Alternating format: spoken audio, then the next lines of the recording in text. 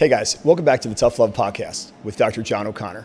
Today's guest, Eric Giglione. We're talking AI, we're talking culture, and we are talking what makes this man tick. Eric, welcome back, my brother. Thanks, John. Good to be back. Eric, let's jump right into it. You had said something offset, which I think is pretty badass with regards to training. Let's talk to the audience with AI being so hot right now. To the people out there, everybody's going to think ChatGPT. With you being iconic in the business that you were in, what is this training software when we think personal trainer? What is this for mind training? It's called VPT, Virtual Personal Trainer. So what we do is we feed the bot all of our scripts, all of our rebuttals, everything that we know, and then the bots just keep learning. And what they do is they work with our salespeople now individually. You get to role play with the bot as if the bot is the customer. The bot is very quick. We're now having avatars soon. They won't even know it's a robot when you're talking to it. And the reason that this is so big and really a tsunami in my business is because in sales today, you've got to go through a lot of people before you can get a yes, and it blows out a lot of people. And the reason is they're not properly prepared. Salespeople today, they call themselves sales professionals, but they're not. They don't study this. It's an art. Selling, you know it, I know, is an art. And we've studied it. I studied it my whole life. I role-played endlessly on film. You want to jump? Come on. I got to jump in. Guys, yesterday I was out on Eric's boat, and thank you so much for the hospitality and the beautiful weather, which... A lot of fun. You grabbed my shoulders, and I came home and I called one of my coaches and said, "This man spits fire." And you just gave me a little taste of when you would go on, and I said, I knew we would connect, like the stars would align us, because it is the direction I go when I'm educating my doctors and even my patients on what it is I do. And the power that you put in there, like I said, it's how they feel. You know, it's how they feel by the words you say. And it's unbelievable when I saw you turn it on. And if you can create an AI like that. You see how you pick up on it right away? It makes sense to you. And it makes sense, John, to practically anyone who, quote, sells for a living or is involved with people. Let's face it.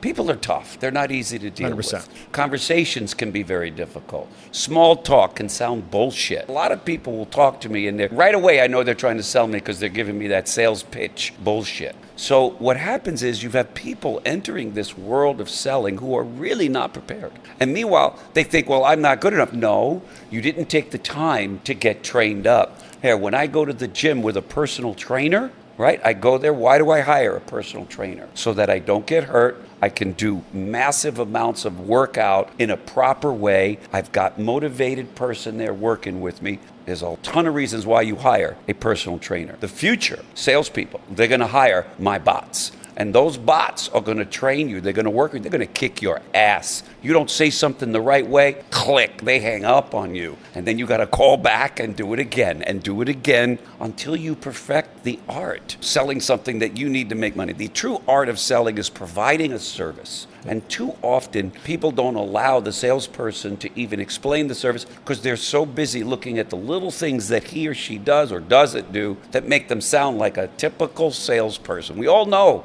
what that typical salesperson. AI is changing that game because now you can sit there for hours on end. I have some of my guys at 1 a.m, they're role playing. Listen, I don't know if they just got back from the club and popped bottles or did line. I don't know why they're up at 1 a.m, but all I know is they're practicing. They're fired up. They're fired up. I'm looking at the tape. I'm like, wow, he was role playing at 1 a.m. and he did 16 role plays. Yeah. And we gamify it. We make it fun because people love games. So we make it so that you score points. We gamify it. You compete with others and you do it in the privacy of your own home without having another human that you have to role play with. When I learned, I had to role play with another human, and their opinion often I didn't necessarily agree with. So would I agree with what they said? Sometimes yes, sometimes no. With the bot, it's brilliant. It's AI. It knows what it's doing. It adjusts accordingly. Yeah, and they're sounding so human. You got to hear these things. It's just I'm looking forward to it. You know, it's funny when you told me that. My business coach is Andy Elliott, but I love Brad Lee. I love Alex Ramosi. You know, they have different platforms. They have different ways of delivering in their tonality and their rationale and their thought processes.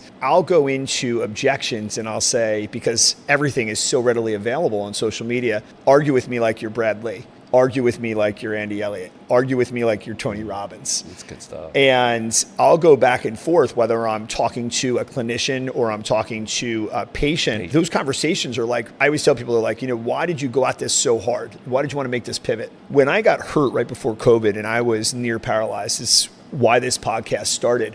I was broken, depressed, didn't sleep for 90 days. I needed to recreate the adrenaline of being Doc, the basketball trainer, that person that changed people's lives. Man. This is even more impactful because I'm coming into practices that healthcare reform is breaking them. I am like a beacon of light for them that shows them how to, first and foremost, give better healthcare with med-ray laser and technology. Then I show them how to communicate, and then I show them how to be reborn. Because they sound defeated and they sound broken. And I'm like, hey guys, I did that. They're like, no, you couldn't have did that. Look at you. I go, you know what? Let me just send you this. This was 2016. Who's that guy? That was me.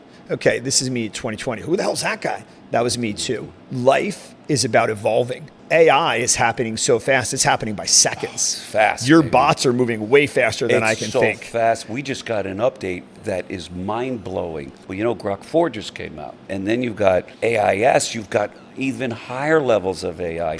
And it's evolving, Doc, so fast. I believe we're going to cure cancer. I believe that all of the diseases that we now grapple with are going to be seriously conquered. AI is scary because the crooks are going to get in there and imagine what these crooks, and that's always the big issue. I need to get this thing figured out. They do. Do you know that they're paying programmers $1 million a year? Your average programmer now in AI is getting $1 million a year. But you know who's getting $2 to $3 million a year? The programmers that are going in and trying to break the system. They're trying to hack it. Yes. They're paying those hacker AI people $2 million to $3 million a year because it's that war games. Serious. It's that dangerous. Yeah. It's that dangerous. That's why when people say it's dangerous, they're right. But it also, Doc, everything that we see now is going to be touched by AI. AI is going to really a tsunami. I was sitting in Atlantic City with an older doctor in the chiropractic space. When I say older, between our age, but had already been there, done it, retired, reinvented, doing some different coaching. He moved through an AI platform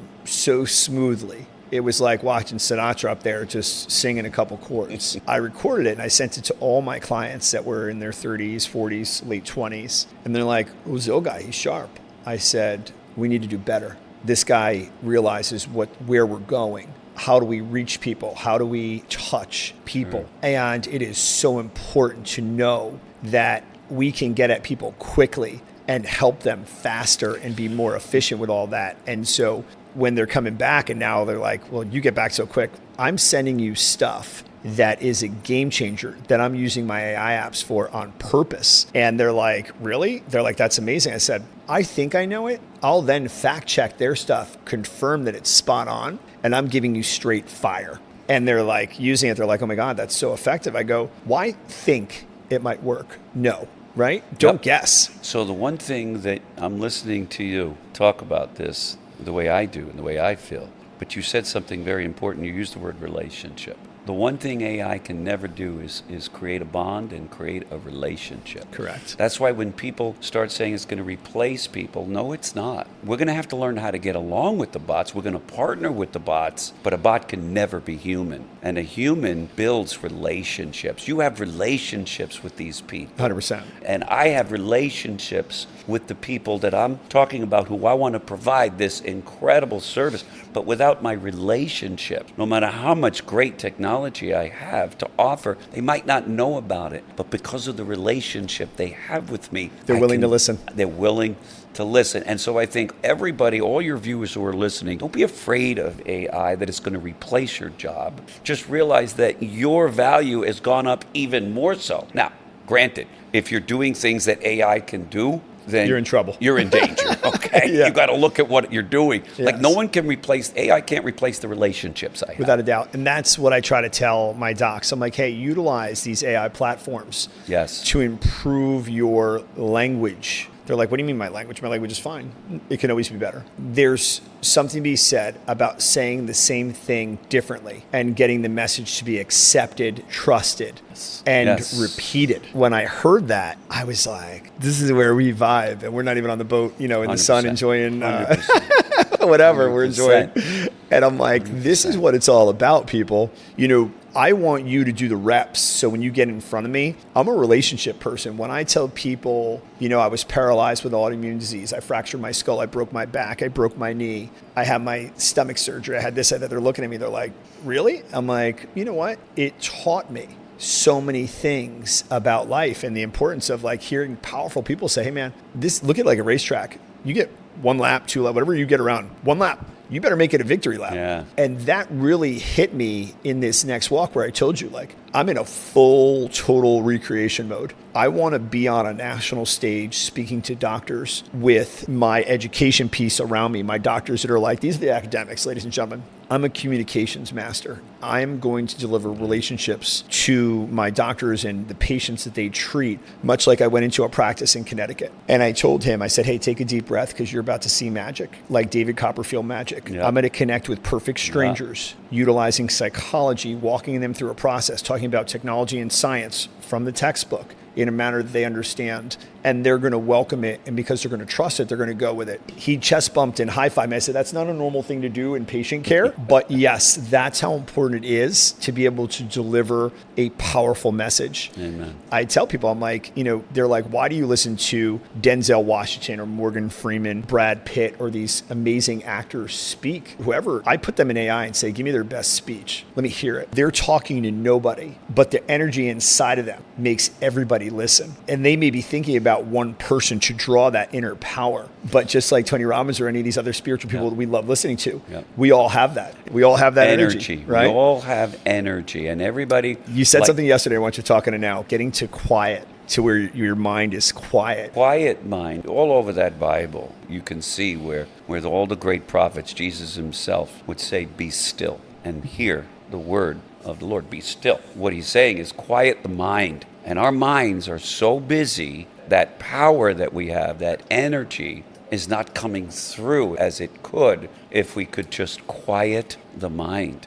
During COVID, like what you went through, my motorcycle accident, 2 years, and they said I'd never walk again. I was introduced to Eckhart Tolle, another pointer. I call them all pointers. You're a good pointer. Tony Robbins, a pointer. Greatest salesman in the world, Og Mandino, taught me about sales. So there's pointers. And what I've learned through Eckhart and through biblical principles and concepts, along with psychologists, everyone now agrees that our thoughts produce the life and the things we see, our thoughts. Wow. So if I'm radical and I keep thinking and overthinking and ruminate, if I think, wow, man, I don't think I can do this. Well, guess what? You're right. Probably right. You're probably right.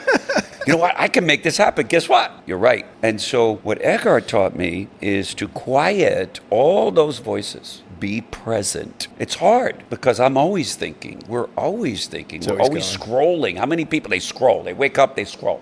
My daughter called me. What's that one? The TikTok. When TikTok was out of business, supposedly. Yes. You can't make this up. Right during the election. My daughter called me, said, Dad, I'm having a TikTok anxiety withdrawal attack. And literally was like emotionally, she wasn't joking. She was dead serious. It's because she scrolls. She TikToks. Yeah. I watch, in the beginning, we would make fun of the older people, make fun of the younger people. That's all they are on their phone. Guess what? I'm seeing all the older people. Guess what? They're on their phones. I'm watching them everywhere. Yeah. So they're scrolling Facebook, though. Yeah, that's true. It's just like the Dems are looking at CNN, right? But I now look at Fox News. Anyway, but seriously, I am always of the belief that you will never, ever, ever replace you and I as humans. We are needed. We are the quintessential beings, and we're energy. There's all kinds of facts now that show it, from scientists to psychologists to spiritualists, that when you die, there's an energy force that comes out of your body. You call it what you want. I call it spirit. I call it energy. As long as that energy is positive, expectant, good, healthy, let them focus on things that are perfect and healthy, says the Bible. Yeah. Focus on things that are pure, perfect. And then you will see your life move. And so for the pandemic, it was the greatest blessing. I really went downhill. mentally because I was ruminating. I'm out of business. We sit at kitchen table. We were out of business. Can't get to people. We couldn't get to people. And then we had to do a complete reversal. We had to do a complete pivot and move to online. And now try to sell life insurance online. When you're sitting with somebody, it's a lot easier to get their emotions going, to involve them, but this not. But it ended up, we made the pivot. We did do well. In fact, we're better than ever now because people are used to it. Yeah. Back to AI and back to energy and back to that moment on that boat where we got to quiet the mind. I think we're thinking way too much. Agreed. We need to pause and think. I told you this last time, the biggest question I ask people is, tell me what you're thinking about. Are you thinking about what you're thinking about? Because your thoughts are producing what you see. I tell people, ask me all the time, and I was telling you yesterday about life clients coming at me, and I said, probably my greatest success is getting up in the morning, like where I know that I'm going to be on fire, is that first 20 to 30 minutes. And I wake up with surgical precision and I do these steps. I do grounding with my PEMF unit, or I have lasers on and I am reading or I'm journaling. I am just basic. I am so calm and I am so relaxed. Usually I'll set like a mental timer or the timer on the PEMF, and for whatever reason, I like 5. So 5, 10, 15. When it hits 20, I allow myself to go into ChatGPT or one of my AIs and I start brainstorming. And when I do that, I am exacting my will towards something. And I'm like, I'll usually tell, hey, listen, I'm not really confident about this conversation I'm going into. Offer me 3 positions. Take a passive position, take an assertive position, and take a comeback position that I've lost, but I still want to win. I want to win the relationship, and show me what that looks like. And it is amazing what it'll generate 3 in a row, and I'll read it. And then I'll say, give me an amalgamation of all 3, blend it. And then I'll read that and I'll say, now I know where I need to be. I like that a lot. And, the neat thing is when my docs, and I'm across 11 states now, I'll send them an idea and they look at it. They're like, that's so profound. I said, I would love to say that's me, but I'm utilizing AI to take my thoughts. Your ego's good. That I want to. And they're like, really? I'm like, yes, but you have to know how to use it. You got to know how to use it. You don't need to take credit. You'll give credit where credit is due. 100%. We will always give that. Yeah, and my daughter, she did really well. I said, you used ChatGPT on that test, didn't you? She laughed. She says, yeah, I did. How about she gave me this text that she wanted to send to her new employer? And because I told her, I said, we'll look at it together. And I said, baby, that is amazing what you the text. She goes, yeah, I got it from ChatGPT. It's okay. And she added her own personal clip to it. But I love what you're doing there. I do it, but not at the level you're doing it at. I'm going to start doing it even more so. We used to write, we talk about years ago, centuries ago, everything was a handwritten letter, which would have been like Shakespeare to us now saying, right?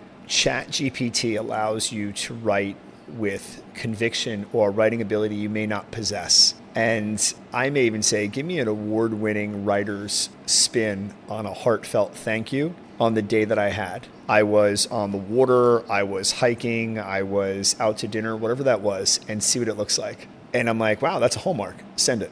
I love that. About it is probably you're going to eventually, as you continue to do it, you're going to start thinking the way ChatGPT. You're going to be lined up with it. And now what I see where I love it is AI so sharp, it will, at the bottom, it's asking me what direction of thought am I going in. And I laugh and I'm like, this thing's getting used to me. And then I got to go into overdrive. I'm like, all right, let's play. Oh, you're full blown in. Yeah. You're in. It's neat. It really gives us a great opportunity. And that's why today I was like, hearing you speak and move through people, and I feel like age is just a number. That's your birth age. And when I was getting my basketball skills certification years ago with a trainer by the name of Gannon Baker, who's a world-renowned basketball skills trainer, Kobe, Chris Paul, Jordan, worked with everybody. He said your basketball age and your athletic age, or your birth age and your basketball age, you could be 18 and have the game of a 25-year-old Hall of Famer. And it's the same thing. Communication. The young girl that was on the middle boat yesterday, although she had a baby voice, she's a future alpha leader. And I watched that, and she reminded me of an athlete I had, Christina, that was the captain at MIT women's basketball. She got a championship ring with the Golden State Warriors. She was that kid. She was the one that, I watched other adults, and I've always been in the crowd, but observing everybody. I think it was my background in the nightclub business. You're an observer. And I was watching, and she took control, and she was by far the youngest. Your daughter was like, she thought she was 14, right? She goes, oh my God, I had no idea you were 21, right? And she's only 28, 30, whatever she was. Very impressed with her, yeah. Very impressed, right? And a future attorney, right? So just took the bar. I look at those kind of things and I say to myself, you can't teach that. But you can take that and sharpen that. And you can, I don't say you can't teach it. You could be whatever you want to be, but when they have that natural, that innate ability. That's what AI doesn't have. That's a human. Yes. And right you know there. what? Like you said, you were kind of prepping me as to who was on what boat, right? Her father's background is in car sales, communication, trust, and at a highest level, right? I believe Ray Katina. Yep. And with that being said, those relationships are also high value, high ticket relationships because those are big time numbers on those cars, 100%. right? So just very special. I think the one thing that today's podcast was about, because everybody getting little glimmers and glimpses of what each one of you special guests bring on today, is yours is the power of communication through time, your experiences. A mutual friend of ours, and I'm going to light you up here at a smile away, Joe Delgado. I said, I've been spending some awesome time with you. It started with an injury, and you got to experience my MedRay laser and technologies, devices with the shockwave and the laser. And you were really funny. I didn't realize the sales beast you were, and so you started asking questions, and I go, game on. Let me educate you, right? And, and it was wonderful because once you were in, you were like, I'm in. This kid gets it. But Joe was like, I told Joe, I said, Joe, we have similar backgrounds. You were in the nightclub business. I was in the nightclub business in grad school. Eric is a special dude. And he's like, agreed. I'm like, he moved with such power through a crowd and energy. I don't care whether he's 27, 37, 57, 67. He moves like he's just pure energy and it has no age. Man. To me, that is the mentors or the people you want to look at and say, gentlemen, I don't care what he does. Put that in a bottle. Right, bottle that up, take a drink, because that's right there. That's the fountain of youth. Appreciate that a lot. Thank you. Thank you for observing it. Thank you for pointing it out. Absolutely. And I immediately, when I hear it, I give credit to this higher source up there. It really has me in the palm of his hands. And whatever that source is, call it what you want. I'm humbled every time when someone compliments me or says something kind to me, and grateful to it, because we just need more of us to love more, to care more. I was thinking of something earlier when you were saying about the doctors. I remember reading, I forget where, it might have been Covey or someone else who said that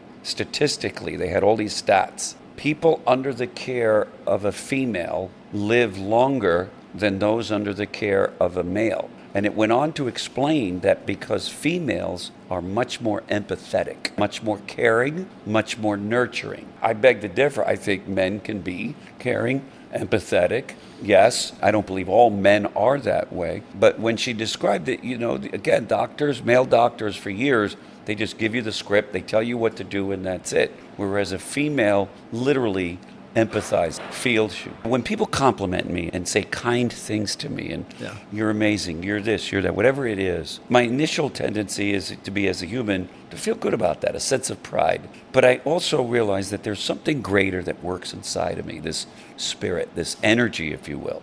And I tapped that many, many, many years ago. So I'm not just psychologically dialed in to all the greats and listening, but I'm also spiritually dialed in because I know that we're all spirits, whether we call it whatever we want to call it. Again, my famous quote, as a man thinketh, so is he. So therefore, if we will just shape our thoughts around the dreams, the goals, the things that we see. You want to see a better world? How do you see it? Think about it. Dwell on it. Do your research. Get up in the morning like you do. Talk to chat. Put it on the vision board. Put it on a vision board. So super excited. That's why I love being with you, man. Really, awesome. Guys, let me tell you something. There's a good chance that Eric's going to be my wingman on the Tough Love podcast because I'm absolutely rapping with him. Thank you so much for joining us today. This podcast was absolutely fire. Eric, my brother, thank you so much again for throwing fire with me today. We'll see you guys again soon. Thank you so much, and God bless you all.